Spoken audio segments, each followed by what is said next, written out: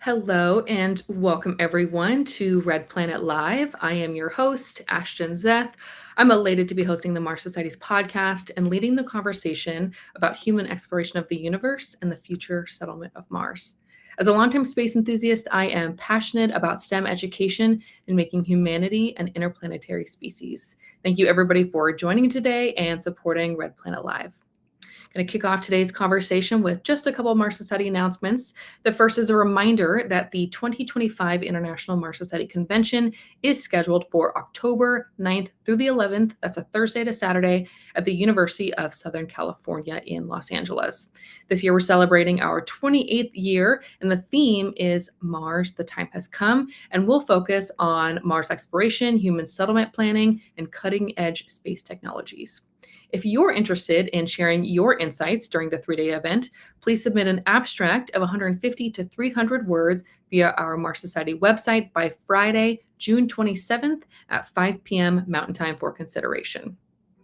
All right, next up, the Mars Society has launched a capital campaign to upgrade the Mars Desert Research Station, also known as MDRS, which is a vital habitat for scientists, engineers, and students to simulate life on Mars right here on Earth. Your donation directly supports critical improvements to this one-of-a-kind research facility, and every donation includes a special perk as a thank you for being a part of the mission. So go to the Mars Society's website, marssociety.org, to learn more and to contribute. All right, last up, attention high schoolers. Are you ready to conquer Mars? The Mars Society is thrilled to announce the launch of its 4th annual International Mission to Mars Engineering Design Competition, an epic opportunity for high school students aged 13 to 19 from around the globe. Now, kicking off June 9th, running through July 18th, this is a virtual adventure for more than just exposure to a science program. It's your chance to join forces with some of the brightest minds from NASA, the aerospace industry, and global academia. You will get to design a real-life Mars surface mission. Think habitats, rovers, power systems, science objectives, crew plans, all while tackling the real engineering and scientific challenges of exploring Mars. It's hands-on, it's cutting edge, and it's going to look phenomenal on those college applications. So don't miss your chance to be a part of the space exploration. The application deadline has been extended to June 1st. So you've got just a little bit more time to get those applications in. You can go online to, there you go, that link right there to submit your application. And if you have questions, you can direct those to our Director of Education Programs, Nicole Willett. We'll put her email in the chat there. So please submit those applications. Would love to see all of the engineering designs for this year. All right, getting to the fun stuff. Today, we do have 3 fantastic STEM women, each with a unique perspective on the space industry. First up is Amy Imhoff, who is a communications strategist and cosmic ambassador for the Cosmic Girls Foundation. Amy works at the intersection of science, media, and advocacy. With clients across NASA, U.S. Space Force, and commercial aerospace, she promotes women's representation in space and STEM through storytelling, digital strategy, and public engagement. She also supports Princeton University's upcoming NASA-funded IMAP mission as a communications consultant. Hi, Amy. Thank you so much for being here. Hi, Ashton. Thank you so much to for chat with you. And I didn't mention, I realized I forgot to say that the Star Trek connection. We're going to have to touch on that. So you can explain to everybody what that means. But exciting, our next up is Janet Ivey, who is the creator of Janet's Planet and serves as a longtime space communicator. Janet is a NASA JPL Solar System Ambassador, an Emmy-winning educator focused on inspiring the next generation of scientists and explorers. Her educational content reaches children nationwide via public TV, online platforms, and live programming with a strong emphasis on space science and STEM literacy. Hi, Janet. Thank you so much for joining as well. Hi, Amy and Ashton. This is going to be fun. So excited to chat with you as well. And last but not least, we have Janeya Griffin, who is the founder and CEO of Equity Space Alliance. She's also a former NASA contractor and a tech transfer specialist dedicated to building a more inclusive space economy. She advocates for historically excluded communities in space sector through policy, education, and workforce development, ensuring equity remains central to the next chapter of space exploration. Hi, Janeya. So glad you're here as well. Hello. Thanks for having me. Well, I'm so excited to chat with all of you. I've been talking about this episode with my friends, my colleagues, and just I know that this is a wealth of knowledge right here with these three guests, and so really excited to chat with you. So we're going to kick off the conversation the way that we always do. It's called Question of the Day. There's no right or wrong answer. It's just to get your opinion. I'm just curious. This was something I started years ago when I used to work for a professional baseball team, and it's evolved, and I've continued it here on the podcast. So we're going to kick off with today's question, which is, if you were to write a book, what would it be about? I know I can see the wheels turning. And I'm sure you've already dabbled in this at like some level. Maybe it's not a full-blown published novel. But if you were to write a book, what would it be about? And you don't have to have like the whole plot, figured out, but just a high-level idea. Well, yeah, go, Amy. So I've always said if I write a book, it's going to be called Warning, I Have an Opinion. Because I joke that I'm being a geek lady on the internet with an opinion seems to be a problem for certain people. So I would write a whole book about that. And I also would like to tie it into like the way we study different generations, millennials, Gen X, boomers, etc. Because I find that to be very fascinating, the way for example, I've had a analog childhood and a digital adulthood as an elder millennial. And I think that's a very interesting technology intersection. Okay. All right. I love the title. Janet, I saw you were about to mention, what would your book be about? Well, it's something that I started saying last year in my camps. It's like, all right, everybody, let's play for Team Human. In this particular climate that we find ourselves in, I find that we're not always playing for everyone to win. So I think I would name it #TeamHuman with some kind of like, underscore line there of like, be kind, be brave, and be human. And so, so I think it'd be called Team Human, how to play so that everybody has a chance to win and to excel. I love That's it. what I'm pondering. Yeah. That's a great idea. Okay. Janeya, any thoughts? I don't know. I'm like, what would I write a book about? And I'm just thinking like just all of the things that I've done. Because I would definitely want it to come from like my real world experiences and sharing. And I think like, so now I have like 2 book titles. Because I'm an overachiever, right? You have to have your like best selling and then the one to follow up. Like now you need the trilogy. Now it's got to be a trilogy. Right. You can't just have 2. Yeah, exactly. So I think the first one, and I think this is like very in line with like who I am and how I move. And it's pretty much around like having the audacity. Right. Okay. Like, so it might be called that. It might be called How to Get to the Yes. I don't, I haven't quite figured that out yet, but I think this is a great start. And then I feel like my next book would be, how to leverage your genius. That's Ooh, I want to read that one. Well, there we go. There you go. You got your first order on Amazon right there. The title, Janeya. You got your first order. Let's see. If I were to write a book, I'm a big fan of the ACOTAR series, but I'm also a Trekkie, so I feel like I would have to blend the two. So it'd be a mix of like a fantasy romance / spacey, maybe a cyberpunk type of vibe. I don't really know what my story is yet, but that's what I would imagine if it were something that I would write. It's probably be along the lines of that. What would be that crazy alien name you'd name it? Like, what would be the kingdom of? Oh gosh. Well, it seems like every name that are in those fantasy type of books is like so hard to pronounce, and exactly it's never pronounced the way you think it is, and so you got to wait till you hear the audiobook to like, oh, I've been pronouncing it wrong this whole time. So I don't know, but I got to come up with a good one. Maybe just find a good Icelandic street that has more consonants and vowel sounds, and there you go.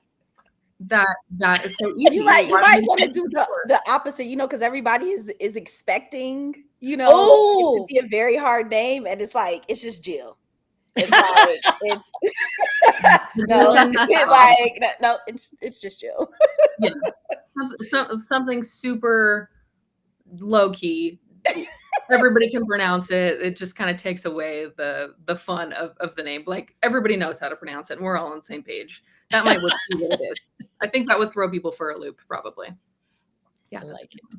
Well, everybody in the chat, if you're listening, put in the chat what would you write your book about, and maybe we'll inspire some future authors here. But I want to remind everybody as we jump into our questions, if you have a question for our guests, please put those in the chat. I will try to sprinkle those in throughout the conversation. But I think let's jump into it. We've got some time, and there's so much that I want to ask of each of you. So obviously, I highlighted that each of you have a STEM space background, and would love to know, like, how did you get on this path? I've asked that of most of my guests, but how did you get here? What inspired each of you to pursue a career in STEM and space?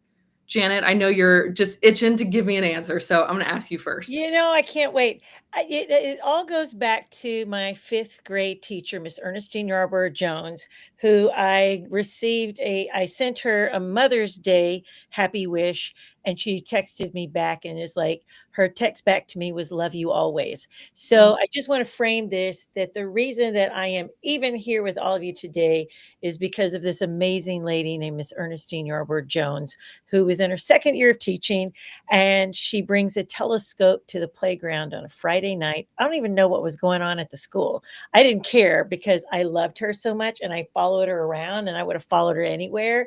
But here she is, and she is pointing out constellations and planets. And I thought, I want to be as smart as her. So when I think about how I want to teach, she is the metric by which I hold kind of like the gold standard, because she knew how it's like.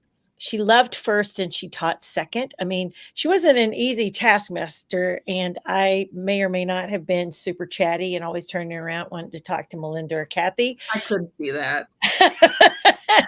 But that was kind of like, I would say that was like my inciting moment. And she was the one who said, "Janet, science isn't just for the boys, it's for the girls too." And while I also very much loved band and chorus and drama, she also instilled in all of us that we could be great writers, we could be great scientists. And that is kind of like what the spark was. But after college, and I had my degree in music and theater, I had a job at a theme park, and I looked around, knew that my job and the park were closing. And the only people at that time that were doing kind of like science stuff happened to be Bill Nye the Science Guy and Beekman's World. And at the time I was doing a show at Opryland performing with and for kids. And I fell in love with that whole idea of like, how can I serve kids with this performance thing that I have? So Janet's Planet was born. And nobody's ever going to ask me for my business plan, because I was like, I'm just going to do it somehow. I'll figure it out. I'll build the parachute as I kind of like jump off the cliff. But so that is my encouragement to anyone out there. If you have a deep desire to communicate a message, you will always find your audience. I love that. What an inspiring story. And, I think there's probably something we can all relate to, that having an educator, a teacher at some point that inspired us and pushed us on the path. But you mentioned, not having a business plan. Janeya, you're a CEO. Does any of that resonate with you? And how did you end up in this position? It's a really long story. I think I took a bunch of different routes to get here, and I feel like I had to find out who I was not in order to find out who I was. Okay. I think ultimately finding out what I was really passionate about, which is establishing connections. So I'm a problem solver across the board. If you can put me in any room, in any industry, I don't care what it is. If I'm solving problems, I am loving what I'm doing, and I'm really good at it. So I think for me, I wasn't the like, oh, I want to go to space, I want to be an astronaut when I grow up. That was not me. I just happened to really stumble into working at NASA very early on. So I did like an apprenticeship program there when I was a junior in high school. And that took me down the path of figuring out that I didn't want to be a coder and stare at computer screens all day. But I still loved, problem solving, the science behind things, I still love computers. And so I ended up getting going into forensic science. And again, that is all about problem solving, and then figured out, like, you know what? I don't want to look at dead bodies all day. So we gotta find something else out. We gotta figure something else out. So then I just decided, actually, I have a story about the dean of my college, who was like, Janeya, you can't have a boss. And I was like, well, Dr. Hubbard, I don't know if I should take that as a, compliment or not.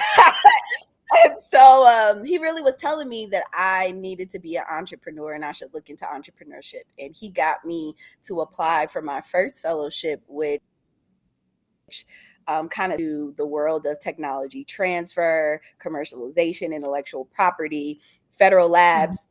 And that's how I then ended back up at NASA doing tech transfer for them. And I was there for like 8.5 years. And so I always knew after that conversation and after I learned about what entrepreneurship was, that is what I wanted to do. And so I kind of meshed both of the things. Like, I want to solve problems. I want to solve problems within my community, problems that affect the people that I love. And I want to be an entrepreneur. And so, like, it just made sense. So, after leaving NASA, I really wasn't into the politics of space. I got into the Thunderbird program. So shout out to Thunderbird and Greg Autry and Zahir. And that really opened up my eyes to what was actually going on within the space industry. I was drafting, Space Act agreements for ULA and Virgin Galactic and had no idea what was really happening. I just was doing my job at that point, right? And so to have a full circle moment and then learn about all of those companies and that, they were getting their starts in the Mojave Desert, which I live like 20 minutes away from, was like, wow, I've really been immersed in this world. And it's just been normalized for me for so long that I really didn't realize the uniqueness, right? And so really then starting to tap into that and share that more really got me here. And then I was just like, hey, I see that there are a lot of gaps.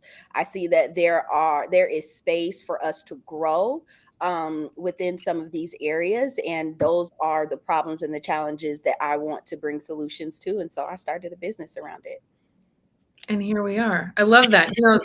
Isn't that always like on Shark Tank, for example, the lesson that they give is like, don't just make a product to make a product. You have to find a problem that you're trying to solve. And then that's where that entrepreneur spirit comes in. Like, this affects me. This affects others that I know. I'm going to be the one that comes up with a solution to solve this problem. So I love your story. And also it sounds like, there was an influential educator in your life that impacted you as well. So I think that resonates with today's conversation.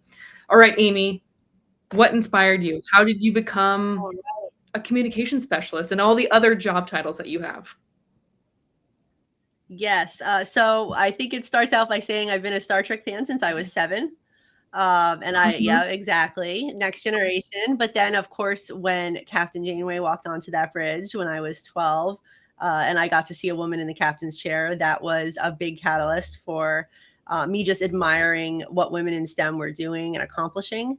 And really, I was reading books about space. I was reading everything I could about, the world of Star Trek and, the lots of other sci-fi properties as well.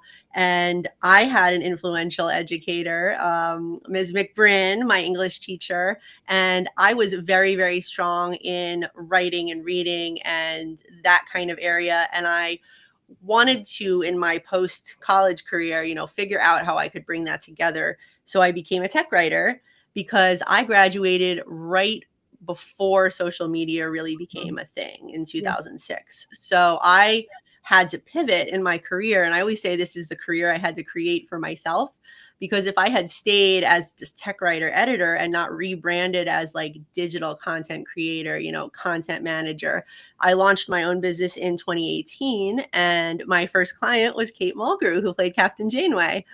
So that was a big step for me in order to step out of the corporate box that I think a lot of us are put in, especially when we're someone who is, you know, more, I'm both creatively minded and I'm also very organizationally minded. So it's like the two different areas were something I had to really figure out how to bring together. And what I mentioned before about having an analog childhood and a digital adulthood, like you don't necessarily have the framework. You know, you have to kind of look around and say, you know, where do I fit in here? Like, I think like Janeya was saying about, you know, creating that connection. And the way I created the connection was through technology and creating an online space for my friends in the fandom, through Kate's presence online, and really bringing that together to want to create the Roddenberry future. And I thought, who are the people in business, any business, doing this? And it was the space industry. And a friend of mine, Anara, said, I was expressing frustration about working for a large corporations where I felt like a tiny replaceable cog in a giant machine. And she said, come work for space. We really need you. We need storytellers in space. We need people who can communicate and be, you know, I'm an extrovert. I know a lot of people in the space industry are introverts. And I think I want to help tell their story because they're doing awesome things. So, and I now it's my goal to really bring space to everybody. I want everyone to get excited about what we're doing in space. So that's like women in STEM and getting the Star Trek team involved with some of the new space economy folks. And, you know, Janet was very instrumental in helping me. You know, she took me under her wing and she said, I'm going to introduce you to a whole bunch of people. And, you know, she introduced me to the Overview Effect folks and lots of cool people in this industry. And I've just really feel like I found where I'm supposed to be, at least at this point in my career. This is where I'm supposed to be. So that's kind of the trajectory. It was an English major's path to space. I love that. I mean, I think for those of us that, maybe are storytellers that have a knack for communicating to meeting people where they are, making those connections and those bonds with people, there is a place for all of us in space. And for me specifically, I don't come from a space background. I work for a tech company and I do sales. And I always kind of felt like, hey, maybe there's not a place for me in space because I'm not an engineer and I'm not a scientist. But each of you have demonstrated and proved that you don't have to follow that traditional path. You don't have to be a technical engineer that's, working with components to have an impact or find a place in the space industry. So thanks for all of you for validating, like, okay, maybe I'm not such an outsider as I'm trying to work my way in and, getting to do stuff like this and meet incredible people like each of you. So yeah, thanks for the opportunity. And again, validating that, like, hey, there's a place for people like me and people like all of you in this industry. Well, to your point, Ashton, and I love hearing all your stories. The thing about it is that it's like one of the things I'm always telling kids, it's like, you don't have to be the one thing. You can be a galaxy of things. And I think too often it was like, whether it's, Janeya, you're talking about, it's like, oh, I can only be this if this is what I like. Or I think too often, it's like, even I think, I look now at myself and I go, could I have been an engineer? Because I too like to problem solve. And sometimes I'll figure out something and like, that's a really great idea. But it's like, I think I was so inclined to music and theater and drama. And, I just want to see that art and science sort of like backs working alongside each other. Worked for Da Vinci. He let his art inform his science inform his art. And I just think too often we go, oh, you are this, so go sit in your box. And I just say, break out of the box and kind of confuse people if you have to. Do you know what I mean? Like, leave them confused. Is like, what? She does what? Wow. And anyway, that's my modus operandi. They're always going, what did she say she did again?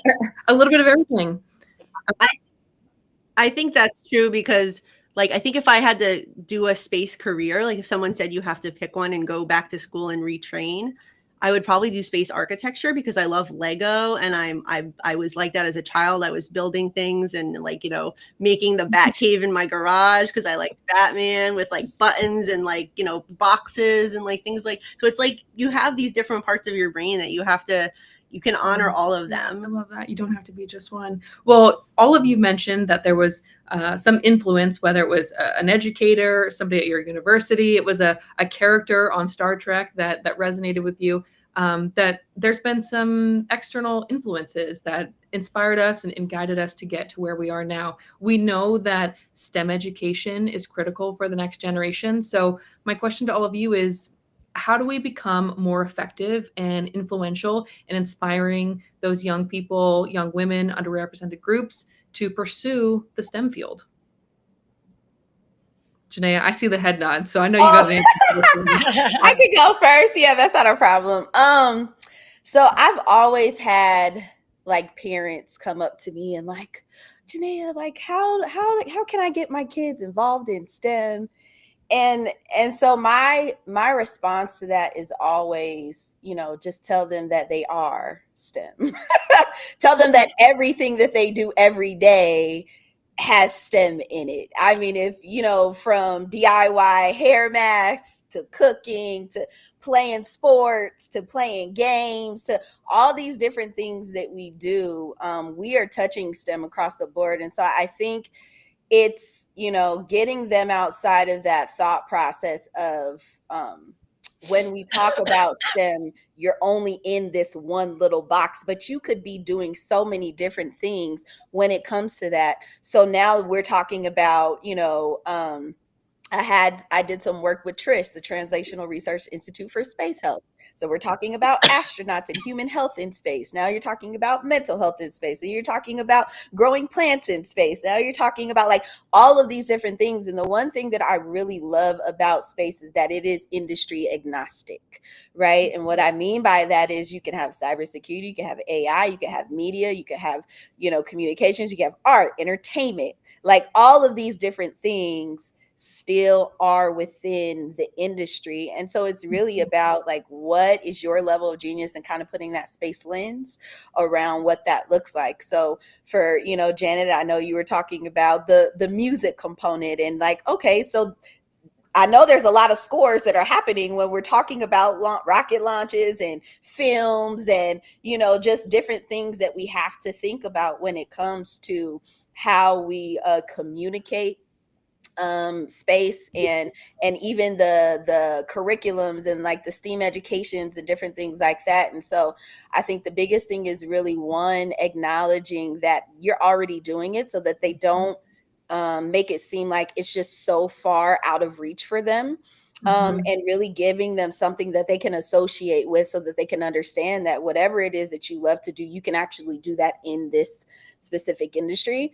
And then the other thing is exposure. So they're increasing their proximity to what the benefits of space and what that looks like. And so we have really been working on creating activations, curating experiences for people who are not particularly in the industry to bring them in so that they can understand like what their role can be in it, how it benefits them, how it affects them, what they could be doing with it in the future, how they could be thinking about it or how they should think about it. Because a lot of people don't believe that they belong in space because they're not an engineer, right? And that's all they know. And it's just like, hey, outside of the engineers, they have their job, but there's all these other roles and jobs that need to happen in order for the engineer to be able to do their job as well, and vice versa.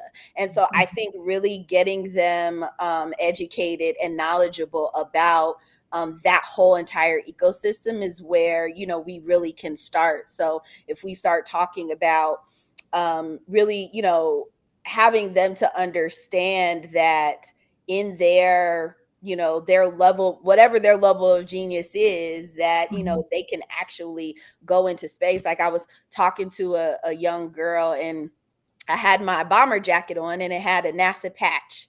And she was like, oh my gosh, you work at NASA? And I was like, yeah. I was like, I did, you know, I used to. And she was like, oh man, I would love to work at NASA, but I can't. And I was like, well, why not? And she was Yeah, like, why well, can't my you? brother can because, you know, he wants to be an engineer. And I was like, well, what do you want to be? And she goes, I want to be a graphic designer. And I was like, do you see this patch right here? They work at NASA and they did this. And she was like, what? Like, so mind blown instantly right there. So I think that exposure, showing them that it can be done, especially around the things that they love to do, can really bridge that gap a lot faster. I Yeah. love what you're saying there. It's like I was in South Africa a couple of years ago and I do a talk called Careers in Space. And one of the first things I talk about is like, hey, who needs a space plumber? Well, NASA does. And the Inspiration 4 crew had problems with their bathroom on. So I'm sure they would have loved to have had a plumber. And I got the most darling email back from a mom in South Africa who said, my son comes from a long line of plumbers and he is now convinced that he can go to space because he knows how to Oh, be a plumber. And, you know, those are the things I think that we have to also say, these artisan things. We need welders, we need those things.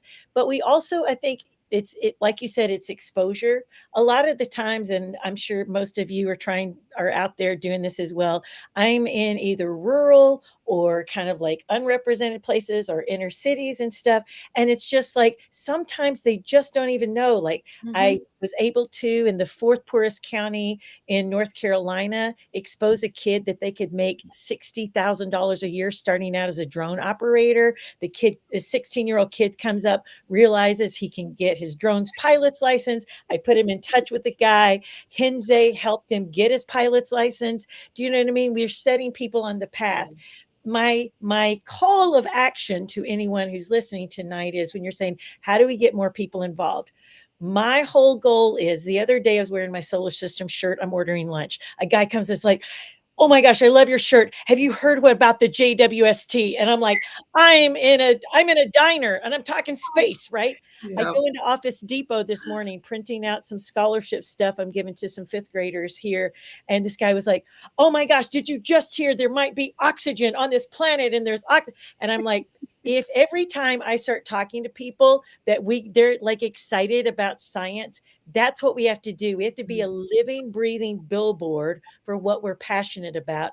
And we have to be willing to give the time to the people who need us. And so, mentors, you want the next generation, companies, you want the next generation, then employ yourself to a school for a day, a week, a month, or whatever, and say yes to that community around you. And that's my call to action. Man, Janet, I can't imagine.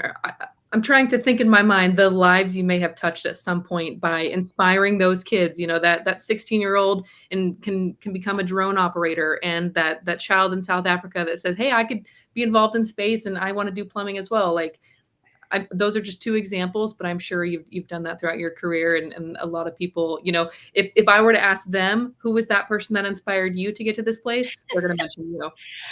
You know what? It'd be sweet if they were to mention me. What I care about more is that they just like go, I can't really remember her name, but she was really kind of quirky, but she made me think and believe in myself. But let me just tell one more story, and then I want to hear Amy's kind of like take on this.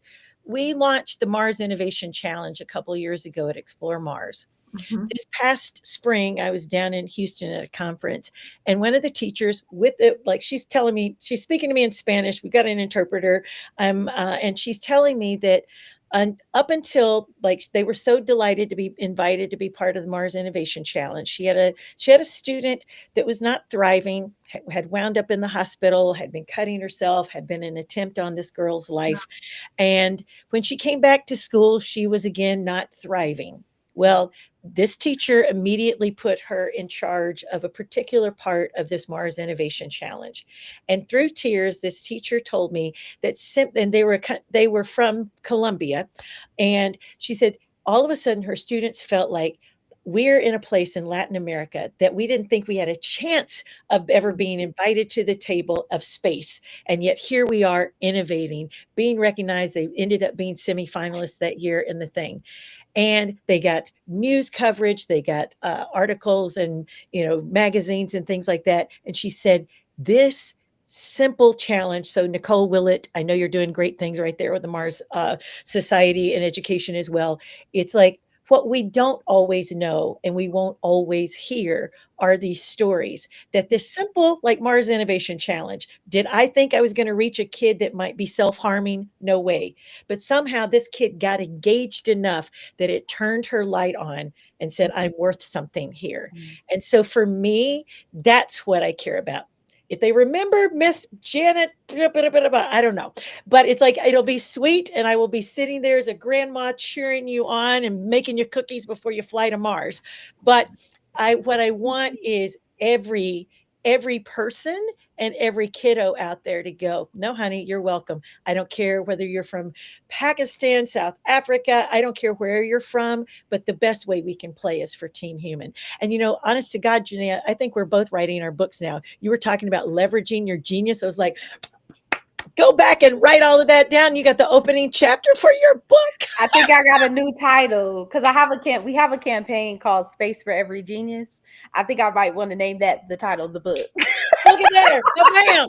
I think it's fitting. I think it's fitting. Wow.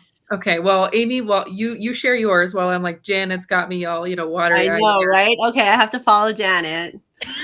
Well, in terms of you guys, what Janeya and Janet were saying about retaining kids, I don't think I can improve upon that. I will say that one of the things that really seems to resonate when I bring up to both parents, educators, and kids is that Peter Parker's a science student. Iron Man is a scientist and an inventor. The Hulk is a scientist. Like, we're seeing science in our favorite things, like the biggest properties on the planet, like Marvel and Star Wars and Star Trek, and all sorts of these other things that kids are into. Even like doing Roblox or doing Minecraft. Like there's there's elements of those that can really draw kids in. But part of your question, Ashton, that I also wanted to focus on was, how do we retain women and retain girls and tell them that, you can progress beyond high school and college and go into that field, is that we need to ask companies, organizations need to ask the women already in their employ, what can we do better? And how can we support you in your goals for your career? And that might look different than what they're used to. Women have different needs in terms of, what they want to accomplish in life. Some people want to be moms, some people don't. Whatever you want to do is great. But I think that companies need to support all of women's decisions, because you don't want to have that kind of brain drain that will come if a woman, at groups of women, leave your organization because they don't feel supported. So I think they really need to be able to put in place, empowering tools. And to do that, you have to say to them, like, what do you need out of this? Because I think when an HR group gets together and they try to decide, like, what can we do, sometimes it falls short. And I don't think it's necessarily anybody's fault, but I think it's maybe a lack of differing perspectives. Maybe it's, making sure that there's diversity. Oh, I said it. Diversity at every level, because it's not a bad word and it shouldn't be a bad word. And diverse perspectives are what, a woman's code put a man on the moon, and a woman's code and calculations brought them back to Earth. Like that. And I know Janeya is like, yes. So if it weren't for women in our past, there would be no successful space industry. So I think that we should be honoring those past contributions while also creating space for new ones by giving empowering tools to women that are in the industry or want to be in the industry. Absolutely. Yeah, Amy, you hit it on the head there, and that's a good transition. I have a question specifically about diversity. We're changing from like the feel good, and now we're like, okay, let's get into the good stuff, the issues. There's a lot of changes that are rippling through NASA right now. We've seen the purging of programs. We're seeing specifically diversity, equity, inclusion is being removed from the website, for example. I want to hear from you guys, like, what impact do you think that this is going to have, and why are diverse backgrounds and perspectives a benefit to the industry? Why do we need to maintain those? Okay, as the grandma here, I can't not go first, and I'm sorry, ladies, but it's like, it makes me so doggone bleeping mad. I am Janet's Planet. But no. It's like the diversity of everything is critical. We know, like based even on analog missions, that the more homogenous teams, they may start out strong, but coming into second and third quarter of their mission, it begins to fall apart because they were all so yay each other at the beginning. You have a more heterogeneous team. It's been shown in these studies, there's data to prove it, that it's like they may struggle at the beginning to figure out how to work well together, but by second or third quarter, they are soaring, and they continue to soar throughout the mission because there is diversity of culture, thought, action, deed, etc. And I think there's a part of me that's going, as a kid who grew up in the 70s, like watching women get their power. I remember when my mom could finally have her own credit card without my dad co-signing for it. The first time my mom bought the car without my dad signing for it. You know what I mean? Those are empowering moments. And I don't want to go backwards in time and in history. So there's a part of me that is like gutted to my core and angry. It's like part of my, it's like it's mostly allergies, but I have been screaming at my representatives and even people that aren't even in the state of Tennessee going, have you lost your minds? And I think what we lose by not honoring that kind of all kinds of diversity is we lose creativity. We lose the genius of everything that's out there. Amy was saying she had an analog childhood and a digital, adulthood. It's like most of my life has been analog. It's like, I did kind of like come up. It's like I'm 58 and you're kind of like I'm always constantly learning.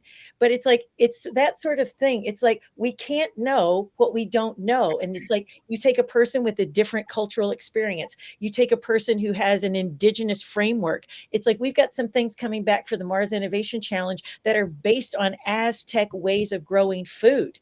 It's like we missed out on that kind of depth and creativity and ancient wisdom when we start parlaying people or putting people in silos and verticals of like only these people need to be here. It's gutted me and has broken my heart, and it's like my announcement to especially our country is do better, especially if the folks whomever are at NASA. It's like do better and dig in your heels more, because it's like giving into the status quo is not the way, in my opinion. I'm sure maybe it's like I don't know if they had a choice or not, but I just go, it's time for us to do better, because diversity is the most critical thing in life and in ideas and in the future of innovation and exploration. Mm-hmm. Janeya, I know your company, Equity Space Alliance, focuses on this. Can you share your thoughts and opinions on this piece? Yeah, I mean, I think our biggest thing is, really looking at the ways in which we can bring like diverse perspectives, diverse talent to the economy to help move it forward. And without that diversity in talent, you cannot be innovative. And without innovation, you cannot be competitive. And without competitive, you don't have national security, right? So I think it all lends itself to these things. And so, I almost start to look at it to where, you think about a toolbox or you think about crayons, right? If you only have one color, what does your masterpiece look like, right? If you only have one type of wrench, like you're not getting the job done, right? So there's so many different intricacies, so many different fields of study, so many different lenses that we need to be looking at things at in order to be able to problem solve, in order to be able to advance past the innovations that are currently already in existence. And that doesn't come from one type of person, right? It comes from unique challenges. It comes from unique obstacles from different cultures, from different communities.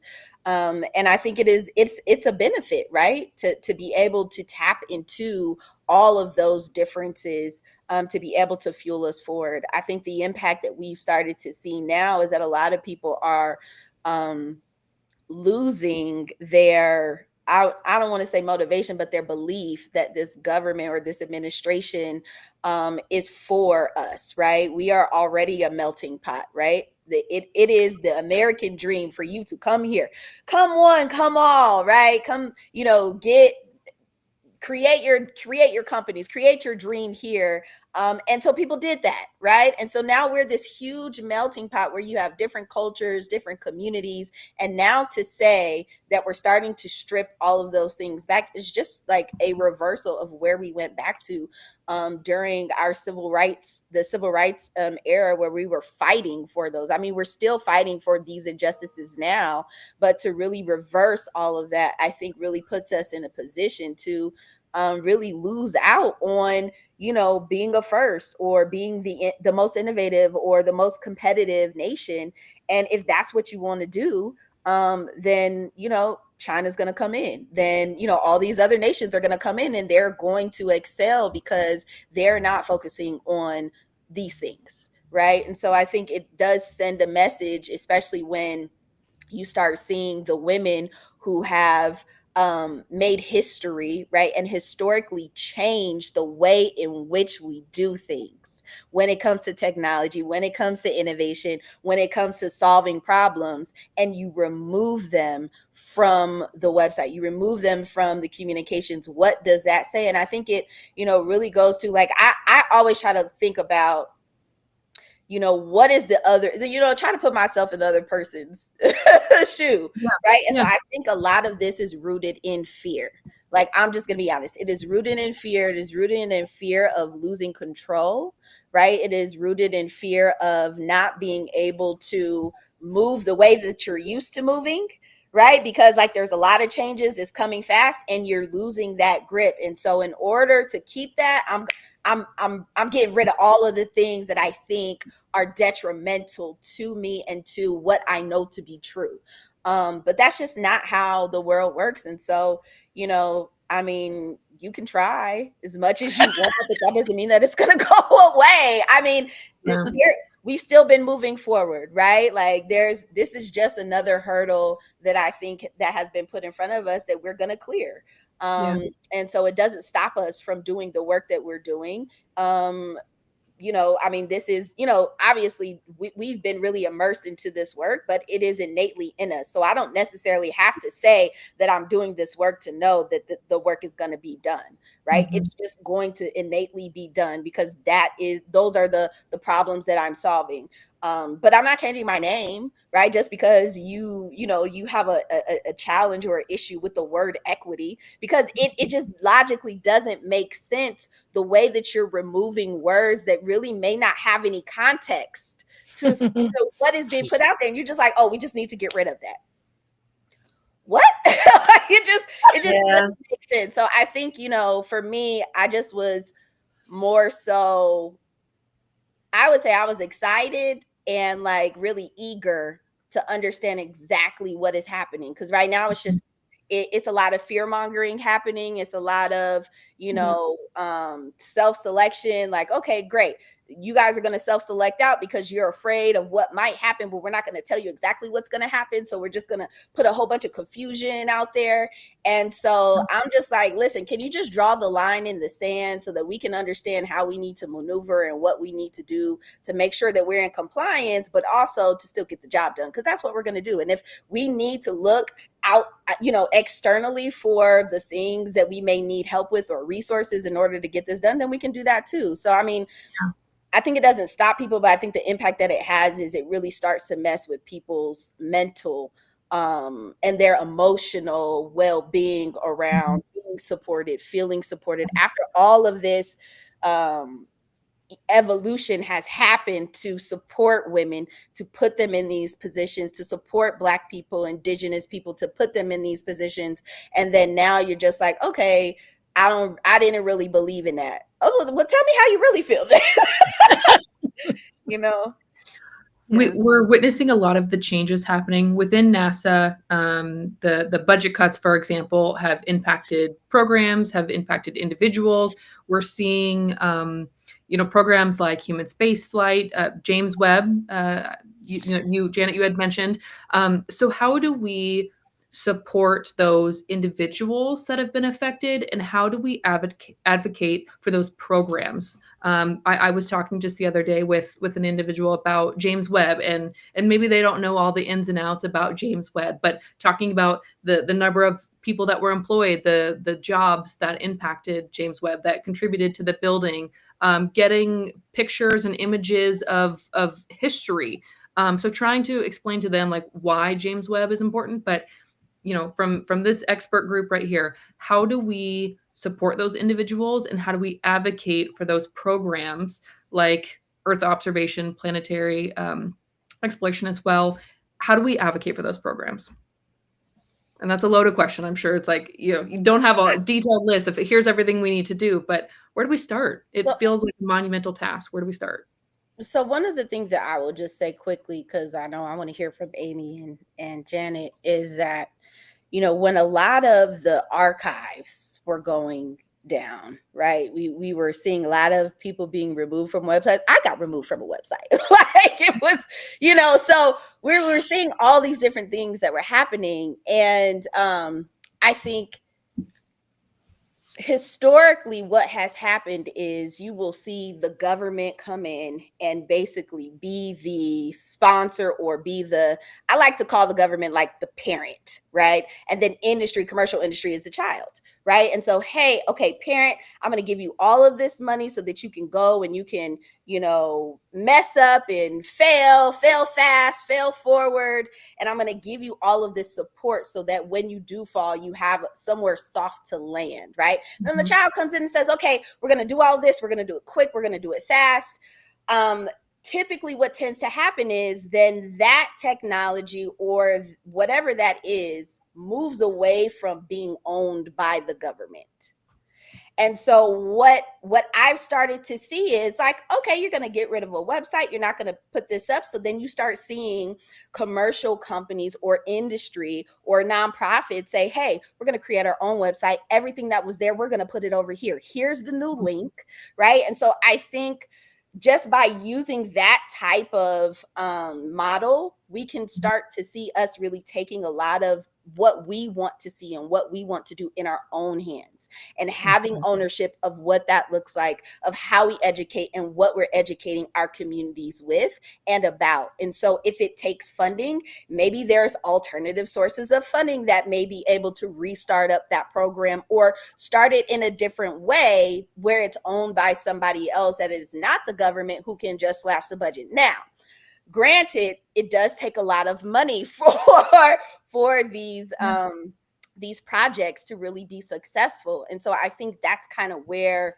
we're at right now, is like, well, if you're going to take away the budget, then where else do we get that money from? And I think that's where we should start, is to start thinking about alternatives to, if they're not going to fund it, and it is something that the community wants, it may take us to lobby, it may take us to go, that's going to take some time to maybe get it back. But in the interim, what can we be doing with what we currently have right now? We have the education about it. We can still be putting this into schools. We can still be exposing kids to what's happening, what's going on with the information that we do have, creating maybe new initiatives around it, maybe even going after other grants to maybe get it back. So I think it's more so about like, how can we be more intentional about making sure that the things we want to see out in the public and in the community are still there, regardless if the government decides that they want to cut the budget or say, hey, you know what, we feel like you're grown now and you need to be on your own, because we're not going to fund this anymore. No, it's very true. It's like, for me, it's just like, I feel like these cuts could potentially just, I don't know, choke the life out of science for decades to come. I mean, the James Webb Space Telescope is peering into the very first beams of light that that we see and reach us. And it's like, I think it goes back to fear. What might we find out? Maybe the universe is older than we think it is. It's like even the discovery of those 6 galaxies. Are they galaxies or are they black holes? If they're galaxies, they shouldn't exist. We don't expect the universe to kind of like coalesce as quickly. So for me, it's this importance. And I see Scott saying, it's like, if you're liking NASA's posts, if you're advocating, if you're sending letters, if you're calling, whatever you're doing. But I think it takes this kind of like mass commitment to saying these are important programs. I mean, again, I feel like sometimes we have to be the sounding boards or the advertisement for NASA. The way that they polish the mirrors for the James Webb Space Telescope improve LASIK eye surgery. So that is a benefit for humanity. And it's like, I feel like I need to say this over and over again, but for every dollar spent on NASA, it's like $8 to $10 comes back in revenue by products and spin-off things. So I think sometimes it's like, don't cut off your nose to spite your face, because what we could do is so short-sighted in this kind of short term. Do you know what I mean? It's like, let's look at the long-term goals. Let's figure out how we can save money. I like the idea of getting funds from other places, but again, carrying that torch, it's like, again, guys, we're on the cutting edge of knowing and understanding our universe, our place in it better. Please don't take these programs away. But Amy, you haven't spoken for a minute and a long time. I want to hear from you. I will say something in which I will shockingly quote the ultimate white man of Star Trek, Captain Kirk, which is, leave your bigotry in your quarters. There is no place for it on my bridge. And I think that is the attitude that we need to take into all of these interactions. And it's funny because, Shatner went to space and no one said boo. So I really think that we have the opportunity to bring that attitude, and it's not just for the women who are watching, it's for everybody who's watching, and that you have the opportunity to be that change and to advocate for people around you, just like Captain Kirk. Mm-hmm. I love that. Again, Amy, you're on it with the transitions, because I have a question about this. Shatner went to space. He was on Blue Origin. And obviously there was the recent all-female flight. It received a lot of backlash. And so was going to ask, your thoughts on it. I know that as a space communicator, a lot of people ask me questions about it. And I felt the need personally to defend those women and justify their backgrounds and why they were worthy of that experience. So I want to ask each of you, like, what is potentially the implication of that flight on human space flight and commercial endeavors in the future? And like, why might there have been so much backlash, and how can we defend those women? And I am ready. Unleash. I think that, and I'm going to invoke, my personal savior, Taylor Swift, and show that women in the media will always face a very different response than men doing the same exact thing. There have been so many men who have gone up on space tourist flights and who have gone up into suborbital flights as researchers, and we needed the women on that flight, especially the celebrities, to be given talking points. And it's a matter of marketing and optics, and that's what I do. And I literally looked at it and I said, their marketing and optics did not succeed in this mission, because they really needed to say to Katy Perry and Gayle King specifically, here is the science that's happening on this flight. Here's what Aisha and Amanda are doing. Gayle and Katy are great to, if they want to go and they want to have that experience, awesome. Everyone who wants to and has the money should be able to go to space if that's what they want to do. Yeah. But I think it's also important to say, look at what Aisha and Amanda have achieved. Look at what their goals are. They stand for great things that we all need. The Amanda and the Sexual Assault Survivors Bill of Rights, and Aisha and the work that she has done for STEM and across the globe. She's partnered with international organizations. And I think that we need to be able to focus on the diversity of women that are there, and also have the ones who have a bigger platform and a bigger voice maybe step back slightly and say, look at the good stuff. This is what space does, really. I'm just here to enjoy it. I'm here to have this experience, but look at what we're doing to improve life on Earth with this research. So optics, people. But you know what? I agree with you. Anytime women do something groundbreaking, there's always backlash. It's like, if it had been 6 dudes, would there have been memes with something, as many as Katy Perry got? I mean, we haven't heard the album that she's going to write about that experience. And, when I think about even William Shatner, when he got back from his flight, he was mesmerized. He had gone through something truly transformative. So even to ask them to maybe put it into words in that moment, maybe isn't as fair. You know what? It's let them ponder and have that overview effect. But it's it was historic, and representation matters. And again, it's I think for me, I go, these are the ladies that went are philanthropists, they're entrepreneurs, they're storytellers. Lauren Sanchez is a accomplished helicopter pilot. Her dad was, I think, a flight instructor and a airplane mechanic. So again, I just think I'm kind of thinking Ted Lasso. Can we just can we be curious and less judgmental? What did you feel? What did you experience? Tell us all of that. And maybe what they did, maybe the greatest gift they gave us is that, all right, we now understand we need greater access, greater diversity. Maybe the next people, what if we just took a lottery of regular people who never would think about going, and all of a sudden show them that beautiful blue ball, and it's up there far away, there are no boundaries, we're all one humanity. And I just think what they were doing, they were trying to again, dismantle these barriers that, again, sometimes always seem to separate all of us. And I just hope that, we can keep launching not just women, but men. I want to, if I could ever go to space, I would want to be I would want to go to space and take the kids, or I would want to get close to getting on board that seat and then give up that seat to give it to a kid, right? And go, you know what? My experience is not as important as theirs, but that, again, I just go, I think I would love a world where we just get a bit more curious and good for you. If you can do it, great, but come back and tell us how it's changed you, maybe. Janeya, finish us out, round it out. So much to say. Oh I know, right? I know. So this I say this flight was really special for us because we have been doing a lot of work with Aisha just around the STEM, around just getting more people into space. Actually, this shirt was kind of like a collaboration with her. So we have the first 10 Black women and their names who have all gone to space. Let me just show that there. Aisha and Gail's name is on there too. And then in S31, so this was the special edition shirt that we're selling, by the way. You can get it online. Go to our Instagram. The link is in the bio. Just a real quick plug. But I think, this was a historic moment.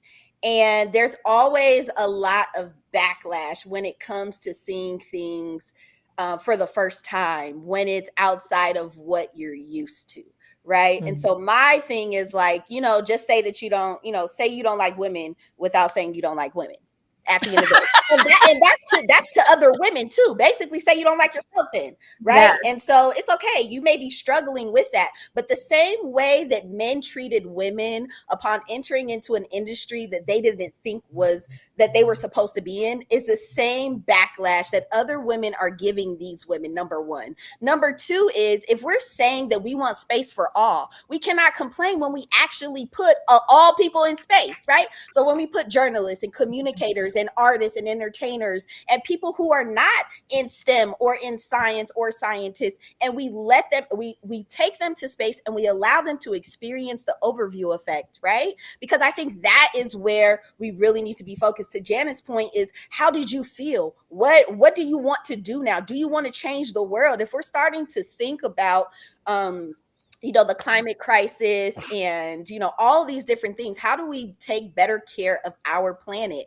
You want to get the people who have the largest platform so that we can actually impact and change the minds of people who think, A, we don't belong there, and B, think that, hey, this is not something that I need to be doing because I'm not supposed to be in space, right? And so when you see people who typically or non-traditionally are not in there now go to space, experience space, and have, you know, information about it or can speak knowledgeably about it because they've actually experienced the overview effect. It's actually changed and expanded their thought process about what space is. That's the only way that we were able to get the space industry to where it is right now, because when, you know, all of these different vehicles were blowing up and we were losing people, the public was like literally in despair. And that's when we start that they were like, no, we don't want to give any more money to this. But now we have advanced. Now we're continuing to see more innovations and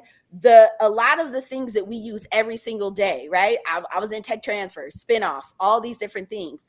We would not have any of these things had it not been for our want to explore space and do space exploration and all of these different things and do science experiments and learn about things that we haven't ever seen before. So, you know, I think there's a lot of people who are criticizing it.